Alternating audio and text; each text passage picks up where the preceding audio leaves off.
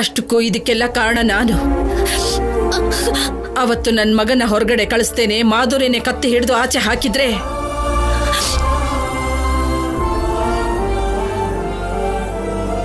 ಇವತ್ತು ನಿನ್ ಜೀವನ ಹೀಗಾಗ್ತಿರ್ಲಿಲ್ಲ.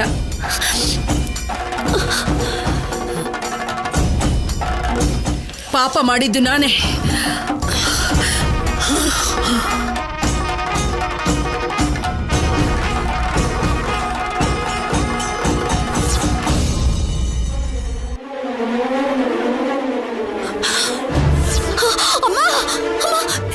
ಏನಮ್ಮ ಇದು? ಅಯ್ಯೋ, ನನಗೋಸ್ಕರ ಯಾಕಮ್ಮ ಹೀಗೆ ಮಾಡ್ತಿದ್ದೀರಾ? ನನ್ನ ಹಣೆಲಿ ಈ ರೀತಿ ಬರ್ತಿದ್ರೆ ಏನ್ ಮಾಡೋಕ್ಕಾಗತ್ತೆ? ಅಜ್ಜಿ,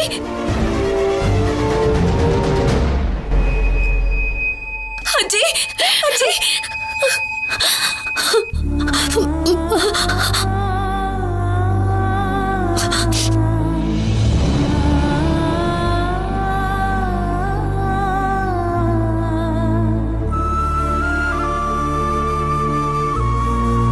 ಅಮ್ಮಂಗೆ ಯಾರೋ ಬಂದು ಏನಾದ್ರೂ ಮಾತಾಡ್ದಾಗ ಸಮಾಧಾನ ಮಾಡೋದ್ ಬಿಟ್ಟು ನೀನೇ ಹೀಗೆ ಮಾಡ್ಕೊಂಡ್ರೆ ಹೇಗೆ? ಅವ್ರು ಆಡಿದ ಮಾತಿಗೆ ನಿನಗೆ ಎಷ್ಟು ನೋವಾಗ್ತಿದೆ ಅಂದ್ರೆ ಅಮ್ಮಂಗೆ ಇನ್ನೆಷ್ಟು ನೋವಾಗ್ತಿದ್ಯೋ ಏನೋ.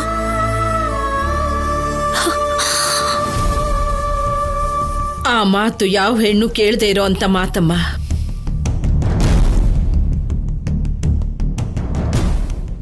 ಸಾಯ್ತಿದ್ರು ಆನಂದವಾಗಿ ಸಾಯ್ತಾಳೆ, ಆದ್ರೆ ಆ ಮಾತು ಮಾತ್ರ ಸಹಿಸ್ಕೊಳ್ಳೋದಿಲ್ಲ. ಆದ್ರೆ ಅನುಪಮನ್ಗೆ ಅಂತ ಮಾತಂತಿದ್ರು ನೋಡ್ತಾ ಸುಮ್ಮನಿದ್ದ ನನ್ನ ಹೇಳಿತನಕ್ಕೆ ನನ್ನ ಮೇಲೆ ನನಗೆ ಕೋಪ. ನಿನಗೆ ಮಕ್ಳಿಲ್ಲ ಅನ್ನೋ ಮಾತು ಸುಳ್ಳು. ನಾನು ನಿನ್ ಮಗಳೇ ಅಲ್ವಮ್ಮ? ನಾನ್ ನಿನ್ಗೆ ಅವಮಾನ ಮಾಡಿದ್ರು, ಬೇಜಾರು ಮಾಡಿದ್ರು ಎಲ್ಲದನ್ನು ಸಹಿಸ್ಕೊಂಡು ನನ್ಗೋಸ್ಕರ ನೀನ್ ಏನೆಲ್ಲ ಮಾಡಿದ್ಯಾ ಅದೆಲ್ಲ ಅವ್ರಿಗೆ ಗೊತ್ತಾದ್ರೆ ಅವ್ರ ಆತರ ಮಾತಾಡೋದಿಲ್ಲ. ಆದ್ರೆ ಆತರ ಮಾತಾಡೋರ ಹತ್ರ ನಮ್ಗೇನಮ್ಮ ಕೆಲ್ಸ? ಅವ್ರ ಮಾತನ್ನ ಮನ್ಸಿಗೆ ಹಾಕೋಬೇಡ. ನಾನು ನಿನ್ ಮಗಳಮ್ಮ. ಅಲ್ಲ, ನಾನ್ ನಿನ್ ಮಗಳಲ್ಲ ಅಂತ ನೀನಾಗೆ ಹೇಳಿದ್ರೆ ತಾನೆ ಬೇರೆಯವ್ರಿಗೆ ಗೊತ್ತಾಗೋದು. ಅಜ್ಜಿ, ನಾನು ದತ್ತು ತಗೊಂಡಿರೋ ಮಗಳಲ್ಲ, ಅವ್ರು ಹೆತ್ತಿರೋ ಮಗಳಂತ ಹೇಳು. ಅಪ್ಪ ಇಲ್ದೇ ಇದ್ದಿದ್ರಿಂದ ನನ್ನನ್ನ ತುಂಬಾ ದೂರ ಎಲ್ಲೋ ಒಂದ್ ಕಡೆ ಬಚ್ಚಿಟ್ಟು ಇವಾಗ ಕರ್ಕೊಂಡ್ ಬಂದಿದ್ದಾರೆ ಅಂತ ಹೇಳು. ನಮ್ಮಪ್ಪ ಮೋಸ ಮಾಡಿ ನಮ್ಮಮ್ಮನ ಜೊತೆ ಓಡ್ ಹೋದ್ಮೇಲೆ ಅಮ್ಮ ಗರ್ಭಿಣಿ ಆದ್ಲು ಅಂತ ಹೇಳು. ಇಲ್ಲೋಡು, ಒಳಗಡೆ ಇದ್ದಾರಲ್ಲ ಅಂತ ಜನರಿಗೆ ಹೆದರ್ಕೊಂಡೆ ಇಂಥ ವಿಷಯನ ಹೇಳ್ದೆ ಮುಚ್ಚಿಟ್ಟಿದ್ದೆ ಅಂತ ಹೇಳು ಅಜ್ಜಿ. ನನ್ನ ಯಾರೇ ಕೇಳಿದ್ರು ಅನುಪಮ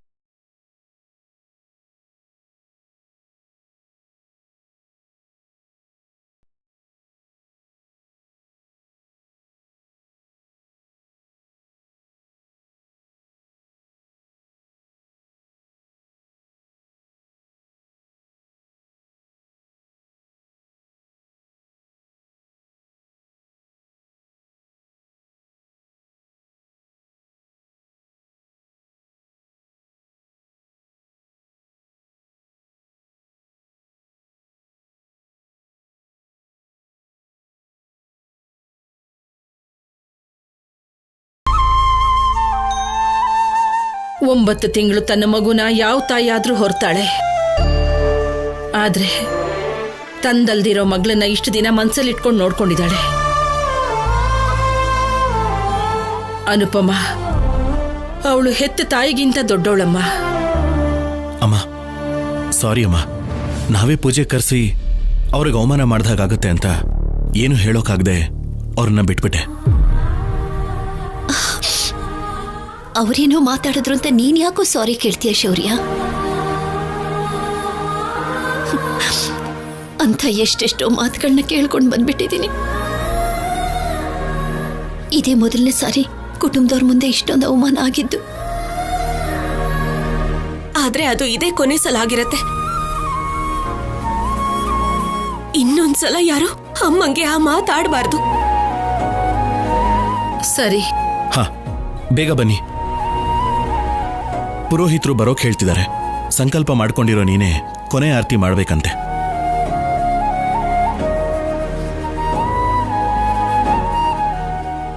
ಮುತ್ತೈದೆಯರೆಲ್ಲ ಬಾಗಿನ ತಗೊಂಡು ಹೊರಟೋಗಿರ್ತಾರಮ್ಮ. ಬಾ ಅಮ್ಮ. ಬನ್ನಿ ಅಜ್ಜಿ. ಬನ್ನಿಮ್ಮ. ಬನ್ನಿ.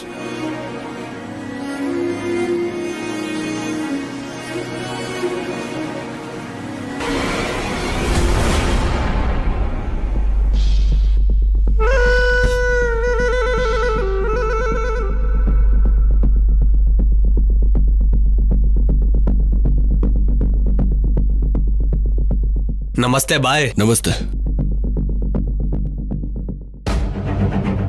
ಇವ್ರು ಯಾರು ಸಿದ್ದು?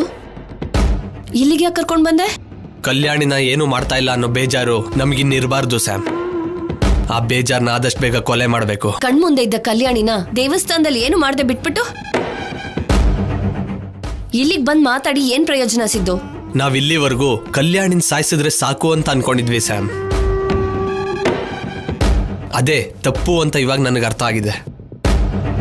ಒಂದ್ಸರಿ ಯೋಚನೆ ಮಾಡು ಸ್ಯಾಮ್, ಕಲ್ಯಾಣಿನ ಸಾಯಿಸಿದ್ರೆ ಏನ್ ಲಾಭ?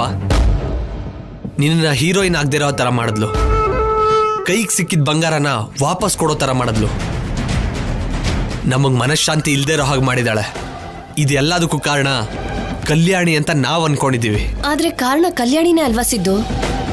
ಇಲ್ಲ ಸ್ಯಾಮ್, ಕಲ್ಯಾಣಿ ಹಿಂದೆ ಇರೋ ಧೈರ್ಯ, ಅವಳ ಕೈಯಲ್ಲಿ ಇದೆಲ್ಲ ಮಾಡಿಸಿದೆ. ಆ ಧೈರ್ಯದ ಹೆಸರೇ ಶೌರ್ಯ. ದೇವಸ್ಥಾನದಲ್ಲಿ ಒಂದ್ ಏಟ್ ಕೊಟ್ಟಿದ್ರೆ ಸತ್ತೋಗ್ತಿದ್ಲು, ಆದ್ರೆ ಬಿಟ್ಟಾಕ್ದೆ. ಯಾಕೆ ಗೊತ್ತಾ? ನಮಗ್ ನೋವು ಕೊಟ್ಟಿರೋ ಆ ಕಲ್ಯಾಣಿ ಜೀವನ ಪೂರ್ತಿ ನೋವು ಅನ್ಭವಿಸ್ಬೇಕು ಅಂದ್ರೆ ಸಾಯಿಸ್ಬೇಕಾಗಿರೋದು ಕಲ್ಯಾಣಿನಲ್ಲ ಸ್ಯಾಮ್, ಅವಳ ಧೈರ್ಯನ್ನ.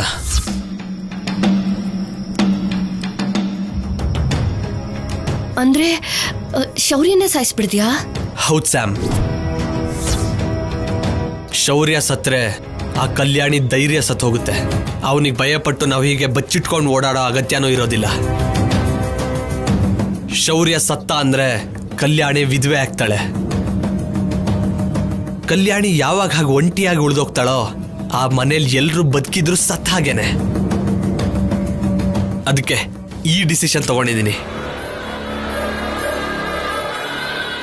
ನಿನ್ ಯೋಚನೆ ಚೆನ್ನಾಗೇ ಇದೆ, ಆದ್ರೆ ಶೌರ್ಯ ತುಂಬಾ ಡೇಂಜರ್.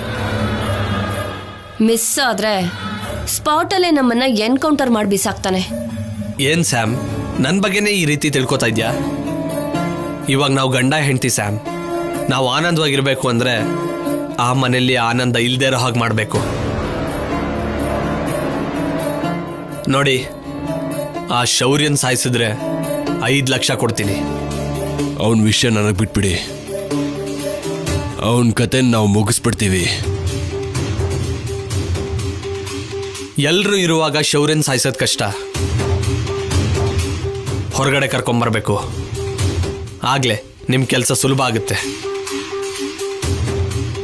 ಇನ್ನೇನ್ ಮಾಡೋಣ ಅಂತ ಸಿದ್ದು? ನನ್ನ ಪ್ಲಾನ್ ನನಗಿದೆ ಸ್ಯಾಮ್. ಹೇಳಿದ್ದನ್ನೇ ಹೇಳ್ದಾಗ ಮಾಡಿದ್ರೆ ಸಾಕು.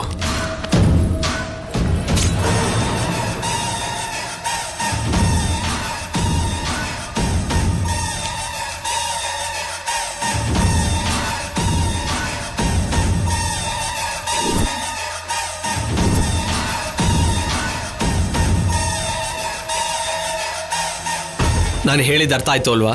ಓಕೆ, ಸೇಮ್ ಹಾಗೆ ಮಾಡಬೇಕು. ಓಕೆನಾ? ಓಕೆ.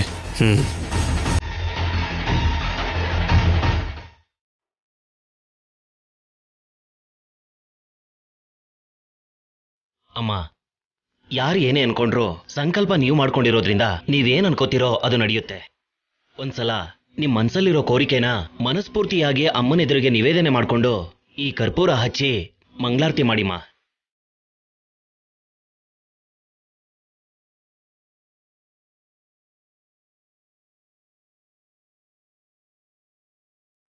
ಯಾಕನುಪಮ ಬೇಜಾರು ಮಾಡ್ಕೊಂಡಿದ್ಯಾ? ನೀನ್ ಯಾರಿಗೂ ಕೆಟ್ಟದ್ ಬಯಸಿಲ್ಲ. ನಿನ್ನ ಮಗಳು ಒಳ್ಳೇದ್ ಕೇಳ್ಕೋತಿದ್ಯಾ, ಅದು ತಪ್ಪಲ್ಲ. ಆ ದೇವತೆಗಳು ಕೂಡ ಇದನ್ನ ತಪ್ಪು ಅನ್ನಲ್ಲ. ನಿನ್ನ ಮನಸ್ಸಲ್ಲಿ ಅನ್ಕೊಂಡಿದ್ದನ್ನ ಅನ್ಕೊಂಡ ಹಾಗೆ ದೇವತೆ ಹತ್ರ ಹಂಚ್ಕೊಂಡು ಒಳ್ಳೆ ಮನಸ್ಸಿಂದ ಆರತಿ ಮಾಡು. ಕಲ್ಯಾಣಿ ಶೌರ್ಯ ಕ್ಷೇಮವಾಗಿರ್ಬೇಕು ಅನ್ನೋದೊಂದನ್ನ ಬಿಟ್ಟು ಇನ್ನೇನ್ ಕೇಳ್ಕೊಳ್ತೀನಿ ನಾನು? ಅದನ್ನೇ ಮನಸ್ಸಿನಲ್ಲಿ ಅನ್ಕೊಂಡು ದೇವರಿಗೆ ಪ್ರಾರ್ಥನೆ ಮಾಡಿ ಮಂಗಳಾರತಿ ಮಾಡಿಮ್ಮ.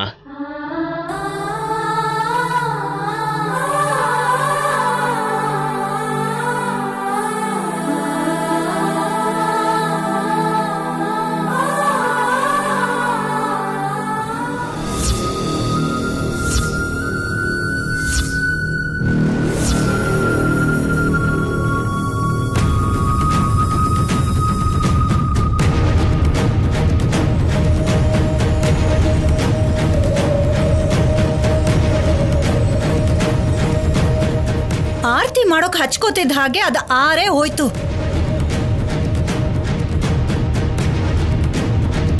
ಮನ್ಸಲ್ಲಿರೋ ಕೋರಿಕೆ ಈಡೇರೋದಾಗಿದ್ರೆ ಹೀಗ್ಯಾಕೆ ಆರೋಗ್ತಿತ್ತು? ಅಂದ್ರೆ ಅನುಪಮ ಅನ್ಕೊಂಡಿರೋದು ನಡೆಯಲ್ಲ, ನಮ್ಮಮ್ಮ ಅನ್ಕೊಂಡಿರೋದು ನಡೆಯಲ್ಲ. ಏಯ್ ಬಾಯ್ ಮುಚ್ಚೆ. ಯಾರ ಬಗ್ಗೆ ಏನ್ ಮಾತಾಡ್ತಿದ್ಯೋ ಅರ್ಥ ಆಗದೆ ಮಾತಾಡ್ಬೇಡ. ಶುಭ ಆಗಲ್ಲ ಅಂದ್ರೆ ಯಾರಿಗೂ ಶುಭ ಆಗಲ್ಲ.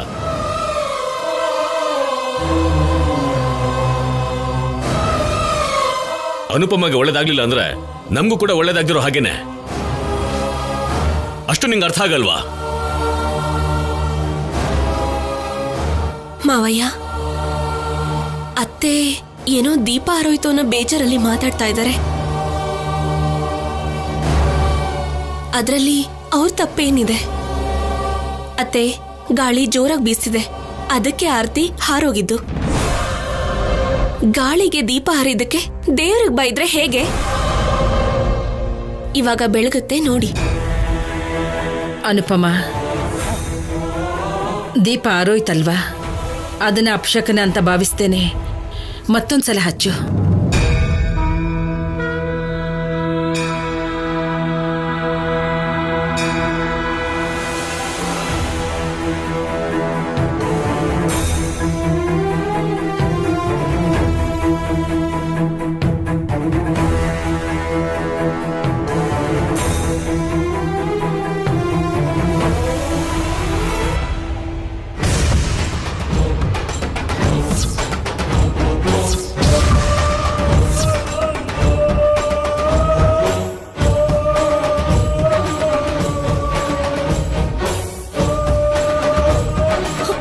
ಏನಮ್ಮ ಇದು?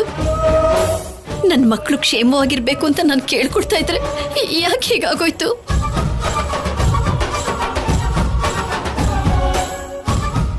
ಈ ರೀತಿ ಮಂಗಳಾರತಿ ಆರೋಯ್ತು ಅಂದ್ರೆ ಏನೋ ಕೆಟ್ಟದ್ ನಡೆಯುತ್ತೆ ಅಂತ ಸೂಚನೆ ಅಮ್ಮ.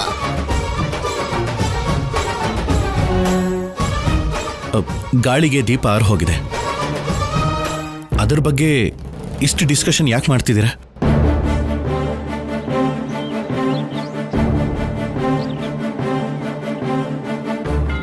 ಕಲ್ಯಾಣಿ, ನಿನ್ ದೀಪ ಹಚ್ಚು.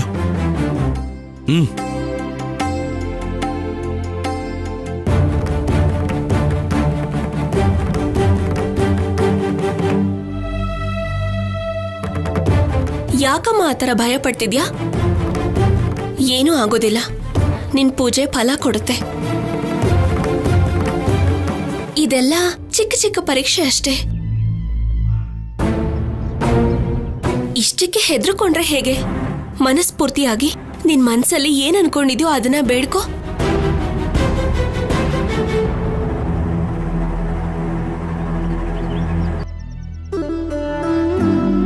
ಪೂಜಾರೆ, ಶುರು ಮಾಡಿ.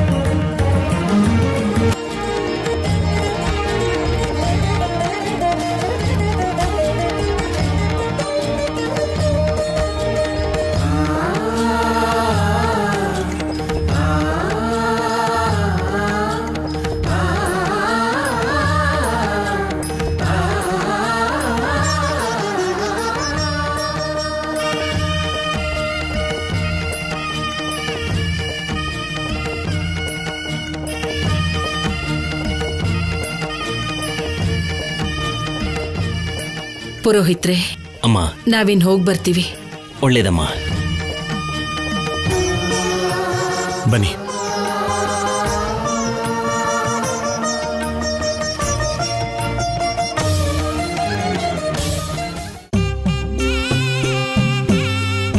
ಅಮ್ಮ, ಒಂದ್ ನಿಮಿಷ.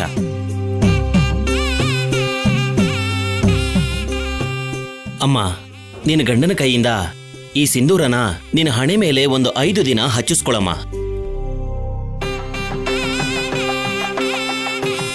ಮುಖ್ಯವಾಗಿ ಅವನು ಹೊರಗಡೆ ಹೋಗೋ ಸಮಯದಲ್ಲಿ ನೀನು ಕುಂಕುಮ ಹಚ್ಚಿಸ್ಕೊಂಡ್ರೆ ನಿನ್ನ ಮಾಂಗಲ್ಯ ಗಟ್ಟಿಯಾಗಿರುತ್ತಮ್ಮ.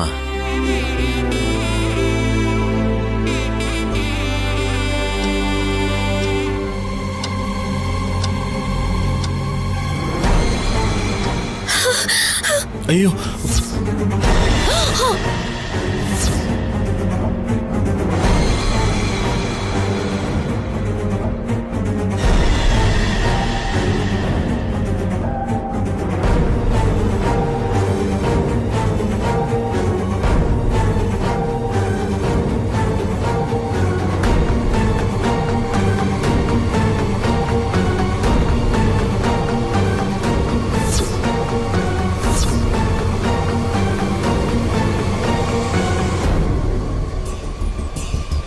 ಏನೇ ಅಷ್ಟು ಮೈ ಮರ್ತಿದ್ಯಾ?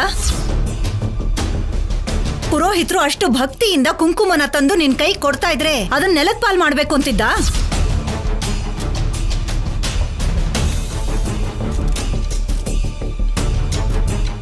ಕೆಳಗಡೆ ಬೀಳ್ಲಿಲ್ಲ ಅಲ್ವಾ ಅತ್ತೆ? ಆ ದೇವರು ನನಗ್ ಕೊಟ್ಟಿರೋ ಅದೃಷ್ಟನ ನನ್ನ ಗಂಡನ ರೂಪದಲ್ಲಿ ಪ್ರತಿ ಕ್ಷಣ ಜೊತೆ ನಿಂತು ನೆಲದ ಪಾಲ್ ಆಗದೆ ಇರೋ ಹಾಗೆ ನೋಡ್ಕೊಂಡಿದ್ದಾನೆ.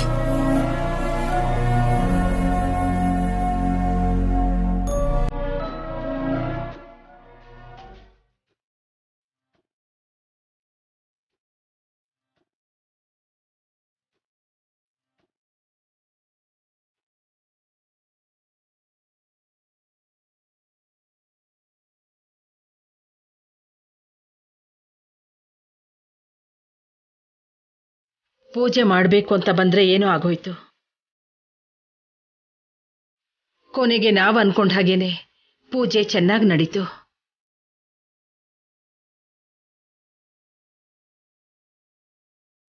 ಚಿಕ್ಕ ಚಿಕ್ಕ ತಪ್ಪುಗಳು ನಡೆದು ಕೂಡ ಒಟ್ನಲ್ಲಿ ಪೂಜೆ ನಡೀತು. ನಡೀರಿ, ಮನೆಗೆ ಹೋಗೋಣ.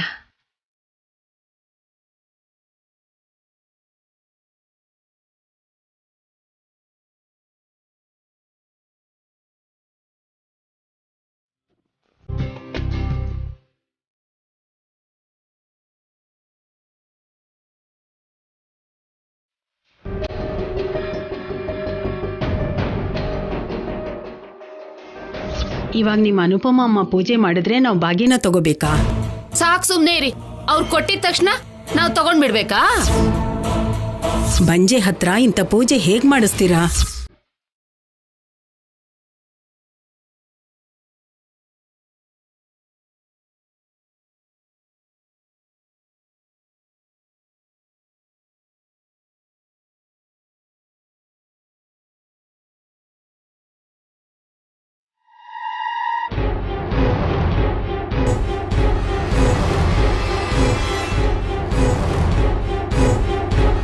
ಬದನೆಕಾಯಿ ಅಷ್ಟು ದಪ್ಪ ದಪ್ಪ ಕಟ್ ಮಾಡಿದ್ರೆ ನನಗಿಷ್ಟ ಆಗಲ್ಲ. ಸ್ವಲ್ಪ ಸಣ್ಣದಾಗಿ ಕತ್ತರಿಸು.